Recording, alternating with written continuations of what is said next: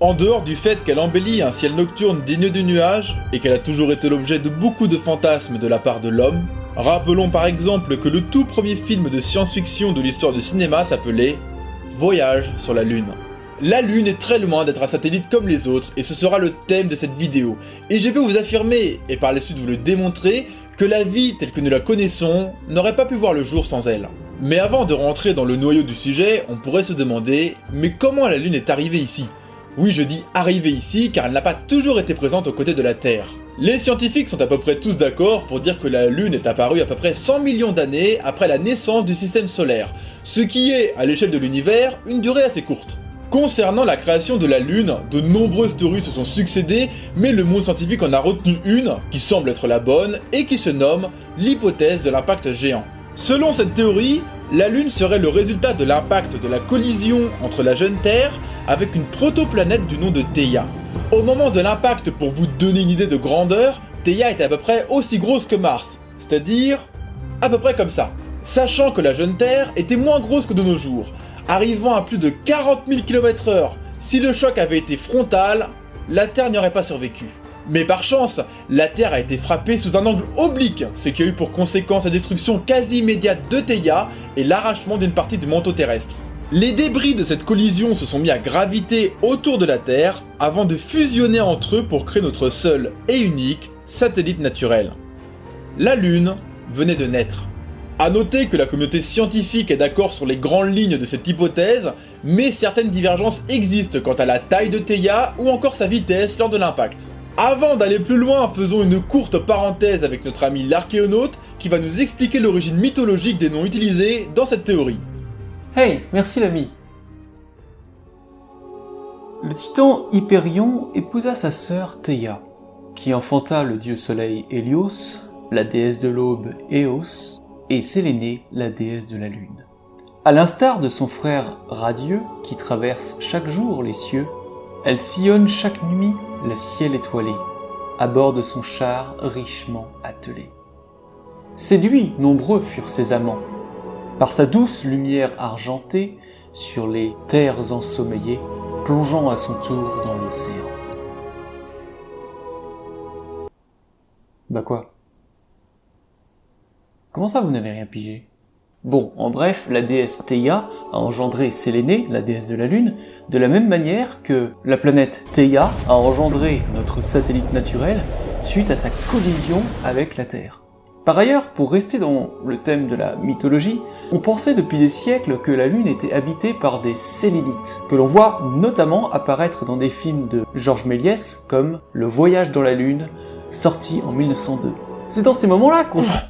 Faut pas le laisser parler trop longtemps, nous nous parle de mythologie pendant des heures. D'ailleurs, si ça vous intéresse, je mettrai le lien de sa chaîne dans la description. Entrons maintenant dans le dur du sujet. La majorité des effets procurés par la Lune sur la Terre sont dus à son pouvoir d'attraction.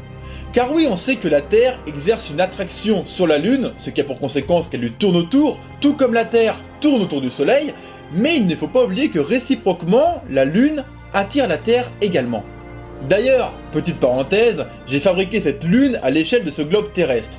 Et en respectant cette échelle, à votre avis, quelle est la distance Terre-Lune ? Je vous laisse y réfléchir et je mettrai la réponse dans les commentaires.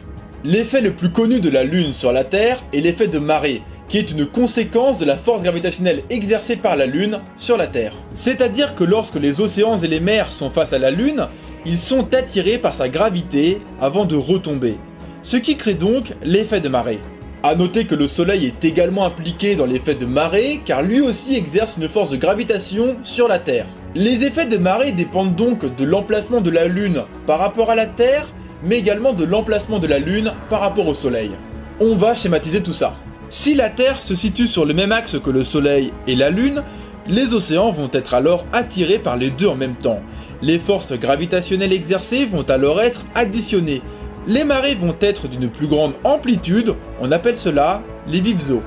Ensuite, si les forces gravitationnelles de la Lune et du Soleil sont perpendiculaires, c'est-à-dire que la Lune est ici ou ici, on se rend compte que les forces ne s'additionnent pas, mais se neutralisent partiellement. L'impact sur les marées est donc bien plus faible, on parle alors de mortes eaux. Je vous vois venir en disant que si la Lune ne sert qu'à ça, et au final elle n'est pas d'une grande utilité. Et je vous réponds que le meilleur reste à venir. La force gravitationnelle de la Lune ralentit la vitesse de rotation de la Terre. Oui, ce caillou à plus de 380 000 km de la Terre ralentit sa vitesse de rotation et pas qu'un peu. Actuellement, une rotation complète de la Terre sur elle-même est de... Allez, à ton avis, en combien de temps la Terre fait un tour sur elle-même? Ah, t'étais pas loin, mais la réponse c'est pas 24 heures, mais 23 heures, 56 minutes et 4,3 secondes. Mais couramment, on arrondit tout ça à 24 heures. Et nos organismes humains sont programmés sur ce rythme. On appelle cela le rythme circadien. C'est pour cela que des jet lags à répétition affaiblissent nos organismes. Pour ceux qui me suivent depuis longtemps, comme Khaled Frek, j'avais déjà parlé de rythme circadien dans ma vidéo sur Mars. Je disais que comme les journées étaient un peu plus longues que sur Terre, cela pourrait éventuellement être un frein à la colonisation de Mars, dans le sens où nos rythmes biologiques pourraient ne pas le supporter.